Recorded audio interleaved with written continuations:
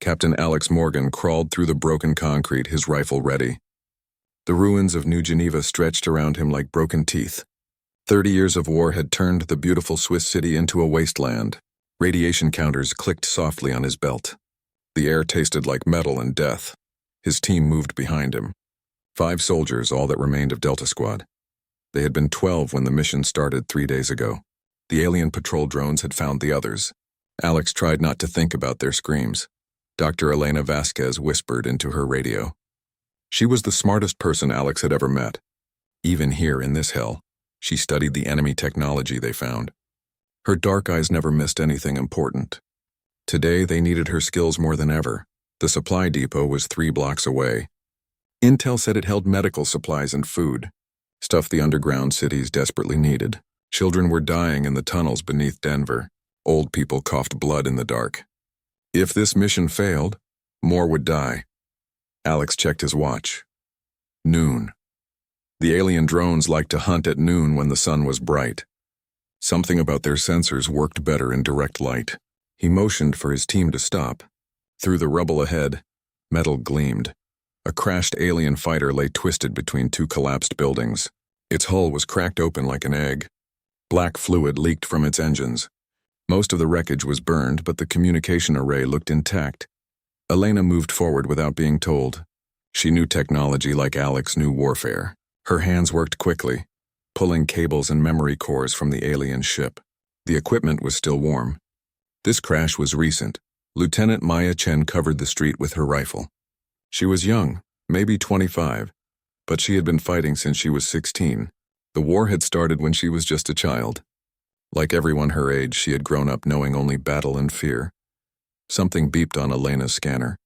She froze, her face going pale. She had found something in the alien device, something that made her hands shake as she worked. Alex had seen that look before. It meant bad news. The supply run could wait. Elena's discovery was more important than food or medicine. Alex made the hard choice. He called for extraction. The team would have to go back empty-handed. People would die because of his decision, but sometimes you had to choose between bad and worse. They moved through the ruins toward the pickup zone. Elena carried the alien device like it was made of glass. Whatever she had found, it was changing everything.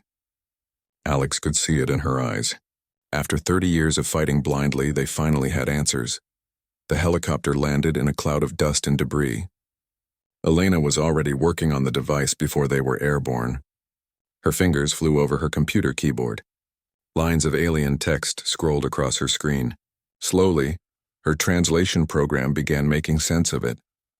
Underground command was carved into the mountains beneath what used to be Denver. 10 million people lived in those tunnels now. They had schools and hospitals and farms that grew food under artificial light. Humanity had learned to live like moles, but they had survived.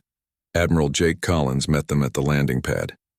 His gray hair was cut short, and his uniform was spotless despite living underground for decades. He had led Earth's defense since the war began. Under his command, humanity had lost every battle but refused to lose the war. Elena's hands still shook as she presented her findings.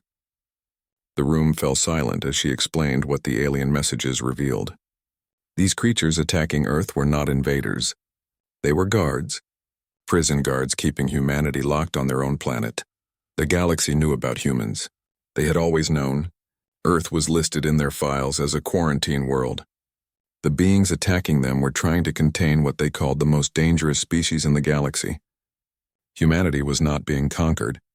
They were being contained. Dr. Ben Carter, the base historian, studied the translated files with growing amazement. The aliens called Earth a death world.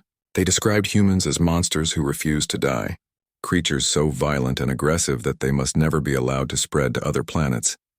Admiral Collins read the reports twice before speaking. His voice was steady, but his eyes showed the shock they all felt.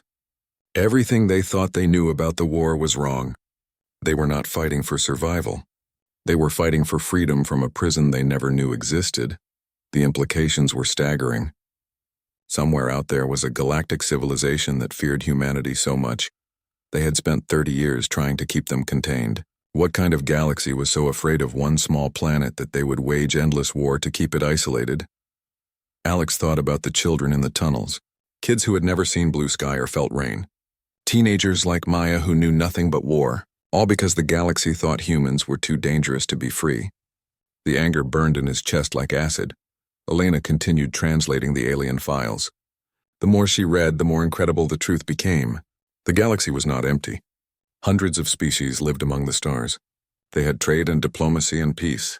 Everyone except humans who were locked away like rabid animals. The meeting was interrupted by alarms. Something was happening on the surface. The screen showed a massive alien vessel descending through Earth's atmosphere. It was bigger than anything they had ever seen, big enough to carry an army, but the ship did not attack. Instead, it hovered above the ruins of New York and began broadcasting. The message was in broken English, spoken by a voice that sounded like wind chimes. The words were simple, but they changed everything. We come to talk. The collective has decided it is time. 30 years of containment have failed. The dangerous ones from the death world must be spoken to. We come in peace, but we come in fear. Please respond if you can hear this message. Admiral Collins looked around the room at his staff. Elena was still staring at her computer screen. Alex was checking his weapon out of habit. Maya was watching the monitors with the intensity of a hunter. These were the dangerous ones the galaxy feared so much. For the first time in 30 years, the war had stopped. The aliens wanted to talk. After 3 decades of fighting, humanity was finally going to meet their captors face to face. Alex wondered if the galaxy was ready to learn what Earth's children had become in their cage of fire and blood. The alien ship landed where the United Nations building used to stand. Dr. Elena Vasquez watched from the command helicopter as the massive vessel settled onto the rubble. Steam rose from its hull as it cooled in Earth's atmosphere. She had studied alien technology for years, but this was different. This was peaceful contact. Admiral Jake Collins sat beside her, his face carved from stone. 30 years of war had taught him to trust nothing. Even now, with aliens calling for peace talks, his hand rested on his sidearm. Elena understood his caution. Too many good people had died trusting the wrong signals. Dr. Ben Carter carried recording equipment and translation software. As Earth's only expert on human culture, he would help explain humanity to beings who saw them as monsters. It seemed impossible that anyone could fear humans, but the evidence was overwhelming. The alien delegation emerged from their ship slowly. Elena counted 6 different species, each one stranger than the last. The leader looked like a walking crystal formation, its body catching sunlight and throwing rainbows across the rubble. When it spoke, its voice sounded like music. I am Ambassador Kethvar of the Galactic Collective. The being's words came through a translation device worn around what might have been its neck. We come to speak with the representatives of the Death World species. We come in peace, but we ask for your understanding. We are afraid. Elena stepped forward as the human spokesperson. She had practiced this moment in her mind for days, but nothing had prepared her for actually meeting the beings who had caged humanity for 30 years. Her voice was steady despite the anger burning in her chest.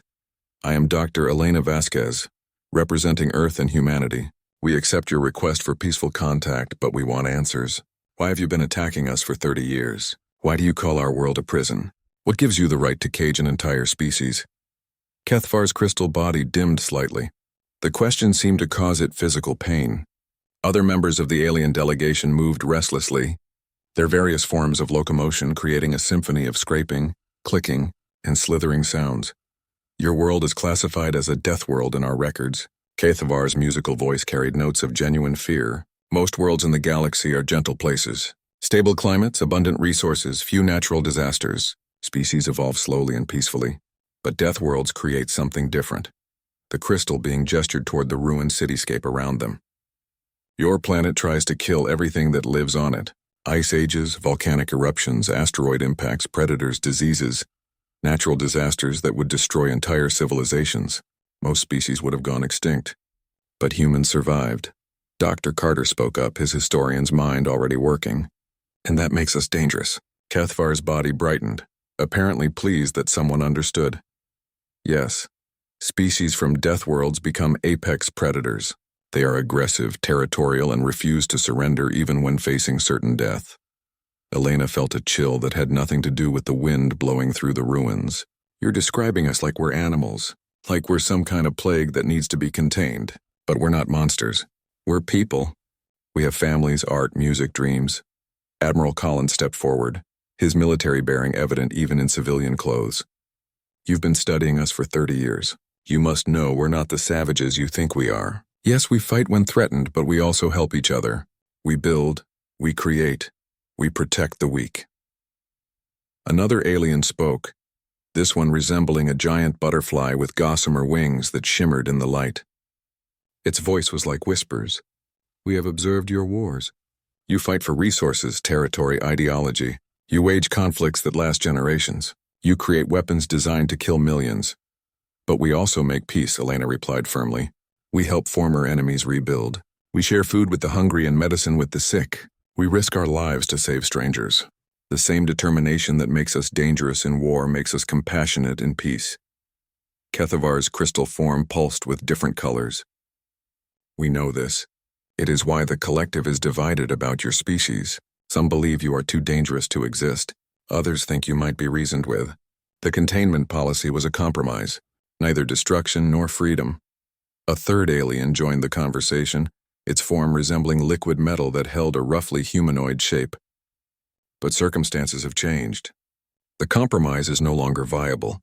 A new threat has emerged from the galactic core, something that makes your containment policy irrelevant." Dr. Carter leaned forward, his curiosity overcoming his caution. "What kind of threat?" Kethavar's light dimmed until it was barely visible. "An ancient species has awakened. We call them the Devourers. They consume entire worlds, converting all matter into more of themselves." The metallic alien continued the explanation. "They do not negotiate or retreat. They simply consume everything in their path. 17 worlds have already fallen. Our peaceful methods have proven completely ineffective against them." Elena felt the pieces clicking into place in her mind. "You need us. You need the monsters from the death world to fight something your peaceful species cannot handle.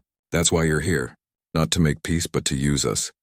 Kethavar's form brightened again, but the light seemed somehow sad. "Yes, we need warriors. We need beings who will fight impossible odds and refuse to surrender. We need the very qualities that made us fear you in the first place." Admiral Collins crossed his arms over his chest.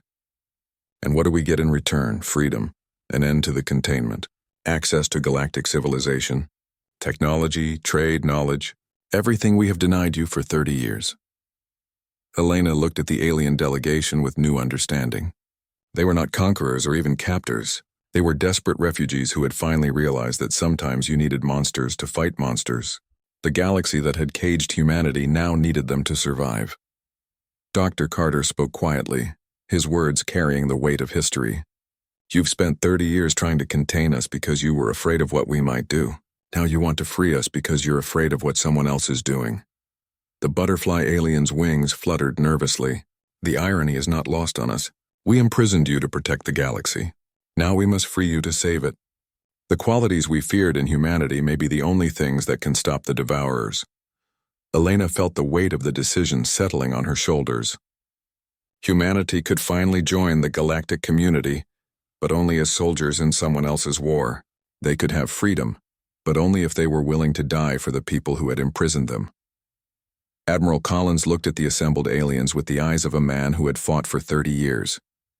"We'll need time to discuss this with our leadership, but I can tell you one thing right now. If we agree to help you, it won't be because we want revenge or because we're the monsters you think we are.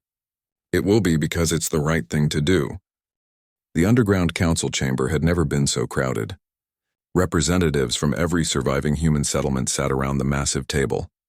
Dr. Elena Vasquez stood at the center, her presentation screen showing images from the alien archives. The galaxy's fear of humanity was documented in thousands of files. Dr. Ben Carter spoke first, his voice echoing in the carved stone chamber. "They call us Death World apex predators. According to their research, we should be unstoppable killers driven by aggression and territorial instincts. But look at what we actually built." The screen showed footage from the underground cities, children learning to read in lamplit classrooms, engineers working together to keep the air recyclers running, doctors treating patients with medicine made from synthesized alien technology, artists painting murals on tunnel walls. "This is what monsters look like," Carter continued. "We take broken things and fix them. We find hope in darkness. We protect the weak and care for the sick. Yes, we're stubborn and we refuse to give up, but that's what makes us human, not what makes us dangerous." Lieutenant Commander Maya Chen stood up from her seat near the back. She was young compared to most of the council, but she had fought in more battles than many veterans twice her age. Her voice was steady and clear. I've read their files about human military tactics. They think we're savage because we don't surrender when any rational species would. But they don't understand why we fight. We don't fight for conquest or resources. We fight to protect what we love. Elena activated another screen showing recordings from refugee camps. Families sharing their last meal with strangers. Engineers volunteering for dangerous repair missions. Teachers refusing evacuation orders so they could stay with their students. Soldiers giving their lives to buy time for civilian evacuations. Admiral Jake Collins had been quiet during most of the presentation, but now he spoke with the authority of 3 decades in command. The aliens are right about one thing. We are dangerous, but not in the way they think. We're dangerous because we'll never stop trying to do the right thing. Captain Alex Morgan had been studying the tactical reports from the alien archives. Their military analyses were fascinating and horrifying. The galaxy viewed human warfare as completely irrational. They could not understand why humans would fight battles they could not win. Look at their casualty expectations, Morgan said, pointing to charts on the screen. Most galactic species surrender when losses reach 20%. They consider it logical and rational, preserve the majority, accept defeat gracefully, negotiate terms. But humans have fought to the last person defending their homes. We've held impossible positions for weeks with no hope of rescue. We've sacrificed entire units to save single civilians. To the galaxy, this looks like madness. Elena pulled up communication logs from Ambassador Kethvar's ship. The alien diplomat had been sending regular reports to the Galactic Collective. His growing understanding of humanity was documented in detail. Day 5 of negotiations, she read aloud. The humans continue to confuse our expectations. They show mercy to former enemies, share resources with the desperate, and risk their lives for abstract concepts like justice and compassion. This is not the behavior we expected from Deathworld predators. The chamber fell silent as Elena continued reading. Day 12. I am beginning to suspect we have fundamentally misunderstood this species. Their aggression is defensive, not offensive. They fight so fiercely because they are protecting something they value more than their own lives. Dr. Carter smiled grimly. He's starting to get it. We're not monsters who happen to be civilized. We're civilized beings who become monsters when civilization is threatened. There's a difference. Maya Chen pulled up tactical displays showing the Devourer threat. The enemy had expanded far beyond initial projections. Entire star systems were being converted into their mechanical hive structures. The Galactic Fleet had tried every conventional strategy and failed. Their standard tactics involve overwhelming technological advantage and negotiated surrender, Chen explained. When facing the Devourers, they expected rational response to superior force, but the Devourers don't negotiate. They just consume. Admiral Collins studied the alien battle reports with professional interest. They're fighting the wrong war. They're trying to minimize casualties and preserve resources. Against an enemy that converts your own ships into more attackers, that's suicide. Elena brought up the most recent message from Kethvar. The collective had made their decision. Humanity would be offered full membership in galactic civilization in exchange for military assistance against the Devourers. It was an unprecedented offer. For 30 years, no species had been granted emergency admission to the collective. The bureaucratic process normally took decades of careful evaluation. But desperate times had forced desperate measures. Captain Morgan stood to address the council. I've been thinking about this offer. Part of me wants to tell them to go to hell.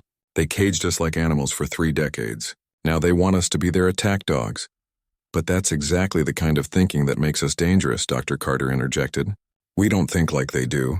We don't calculate cost versus benefit when innocent lives are at stake. We just act. Elena looked around the chamber at the faces of humanity's leaders. They were scarred, tired, and angry. But they were also compassionate, determined, and unbroken. 3 decades of war had not destroyed their humanity. It had refined it. Maya Chen spoke for many when she said, "They're not asking us to be monsters. They're asking us to be human, to do what we've always done when something threatens innocent people. Stand up and fight back." Admiral Collins called for a vote. It was surprisingly unanimous. Humanity would accept the collective's offer, Not out of gratitude or forgiveness, but because people were dying and humans had the power to stop it. Elena sent the response to Ambassador Kethvar personally. The message was simple and direct. Humanity accepts the collective's proposal. We will help you fight the Devourers, not because you freed us, but because it's the right thing to do. As the council session ended, Elena wondered if the galaxy was ready for what they had just unleashed. They had spent 30 years fearing human aggression. Now they were about to learn the difference between aggression and determination. The monsters from Earth were coming to save them all. The alien technology was incredible, but Captain Alex Morgan preferred his old rifle. The energy weapons the collective provided were more powerful and efficient, but they felt wrong in his hands. 30 years of fighting had taught him to trust familiar tools. Admiral Jake Collins stood on the bridge of the Joint Command ship, watching human and alien crews work side by side. The cultural differences were staggering.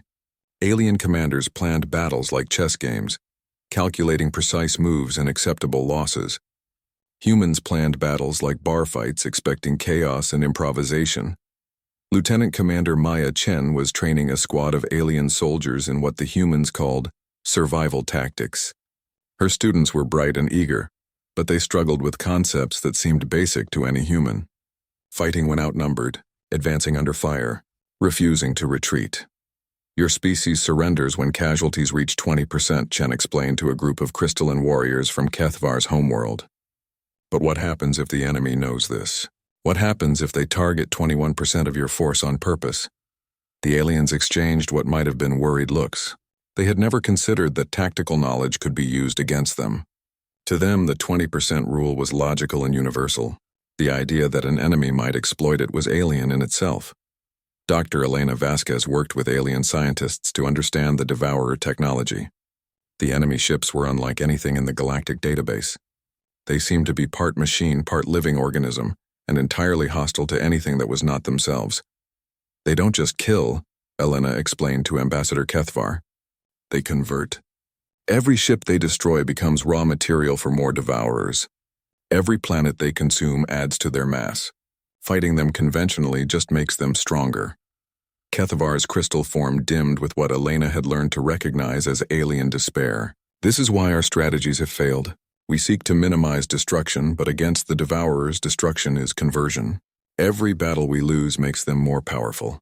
The first joint operation was planned for the Kepler system, where a small Devourer scouting force was consuming the outer planets. Intelligence suggested the enemy had not yet established a major presence.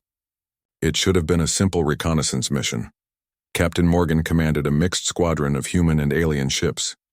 The technology integration had been challenging, but the crews were eager to prove themselves. This would be the first time humans and aliens fought as allies instead of enemies. The Devourer force was larger than expected. What should have been a dozen scout ships turned out to be nearly 50 vessels of various sizes. Intelligence had been wrong, but Morgan had learned long ago that intelligence was always wrong. Good soldiers planned for surprises. The alien fleet commanders wanted to withdraw and wait for reinforcements. By their calculations, the mission had become unacceptably dangerous. The smart move was tactical retreat, regrouping, and a proper assault with overwhelming force. But Morgan had been watching the enemy ships. They were converting asteroids into new vessels at an alarming rate. Every hour they waited would mean facing more enemies. Sometimes the smart move was the wrong move. Maya Chen supported her captain's decision from the tactical station. We can't let them finish converting the asteroid belt. If they establish a major production facility here, they'll threaten the entire sector. We have to hit them now while they're still vulnerable. The alien commanders were horrified by the human plan. Morgan wanted to charge directly into the enemy formation, accepting heavy casualties to reach the conversion ships. It violated every principle of rational warfare they had ever learned. Elena, monitoring communications from the command ship, tried to explain human military thinking to Kethvar. We don't fight to win battles. We fight to win wars. Sometimes you have to accept terrible losses today to prevent even worse losses tomorrow. The attack was chaos from the beginning. Devourer ships swarmed the Allied fleet like angry insects. Energy beams and projectile weapons filled space with deadly light. Ships died on both sides, their hulls cracking open to spill atmosphere and crew into the void. Morgan's ship took heavy damage early in the fight. Hull breaches on 3 decks, engines running at 40%, life support failing in the aft sections.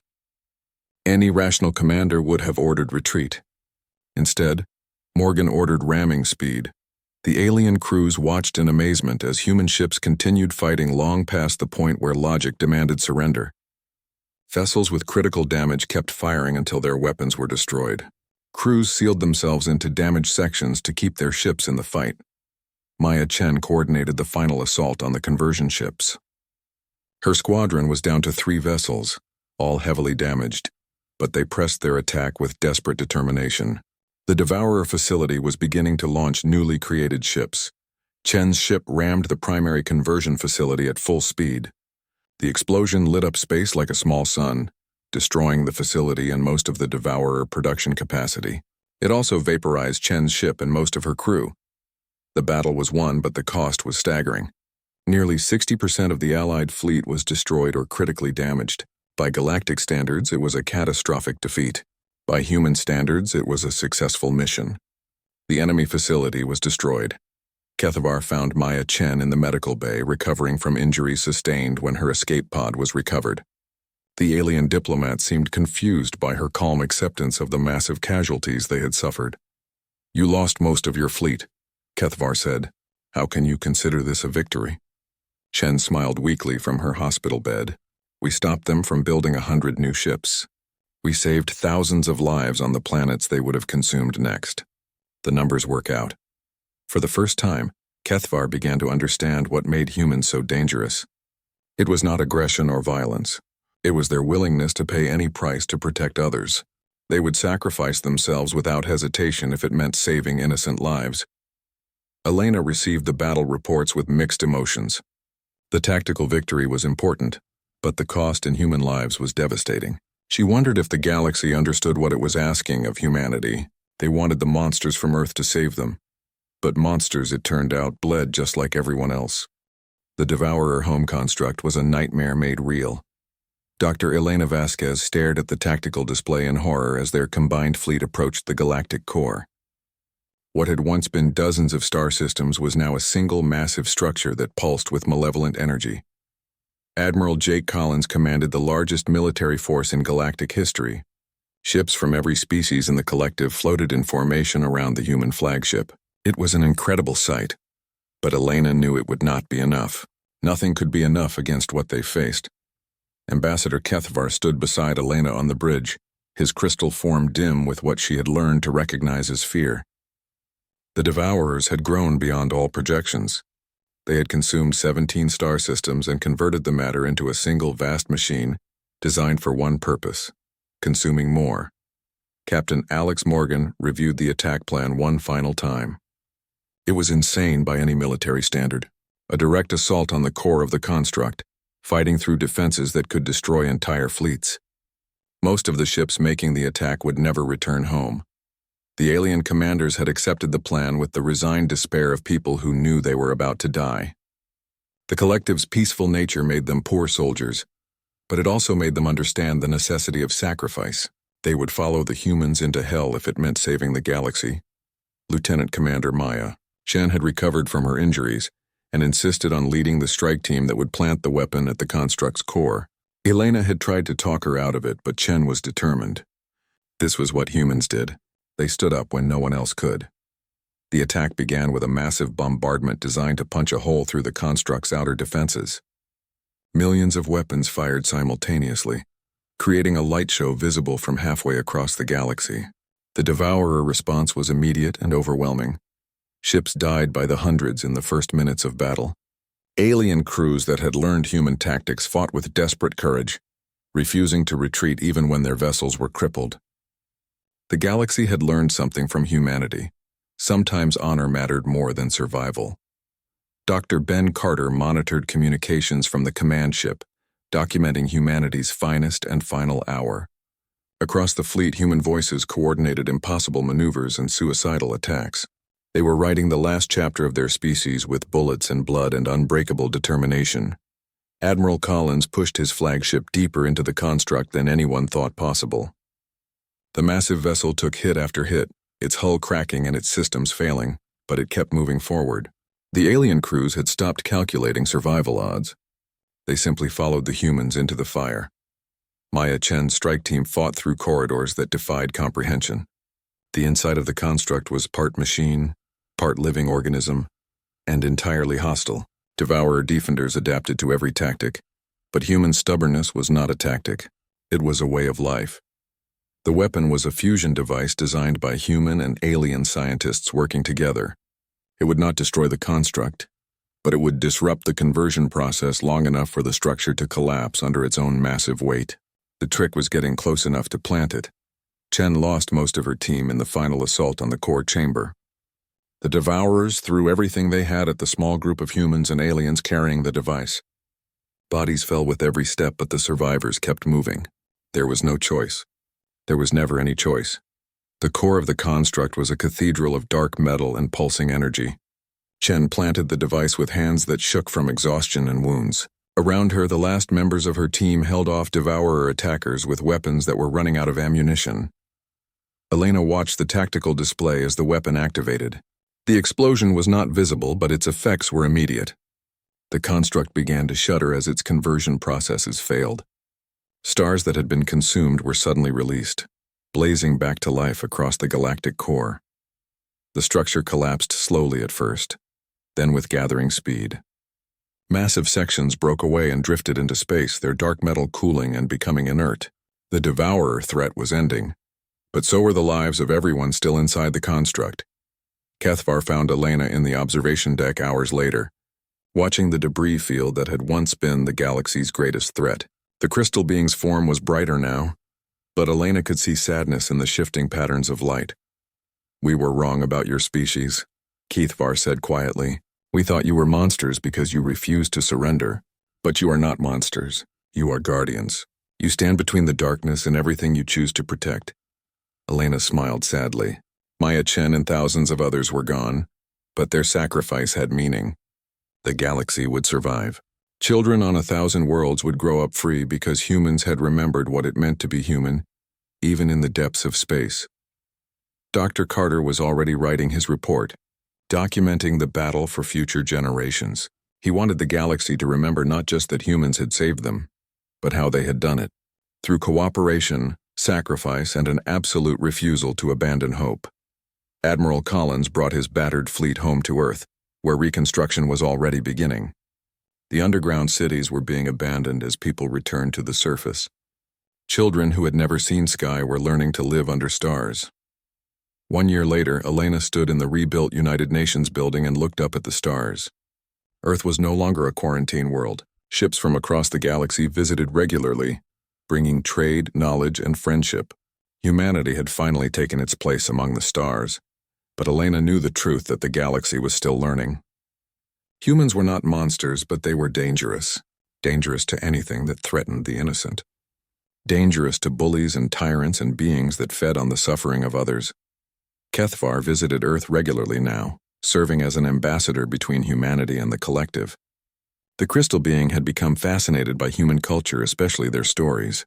Humans told stories about monsters, but they also told stories about the people who fought monsters. Captain Morgan, now an admiral himself, established the first human military academy to train officers from across the galaxy. The curriculum was simple: how to fight when victory seems impossible, how to protect what you love, and how to never give up hope. The galaxy had learned to stop fearing the death world called Earth. Instead, they had learned to be grateful. When the next crisis came, and Elena was certain it would come, humanity would be ready. They would stand against the darkness as they always had. Elena often thought about Maya Chen and the others who had died in the final battle. They had given their lives to prove something important. Humans were not the monsters the galaxy had feared. Earth was not where monsters lived. Earth was where monsters came to die, stopped by a species too stubborn to know when they were beaten. And as long as humans drew breath, the monsters would always lose in the end. That was what it meant to be human. That was what it meant to refuse surrender.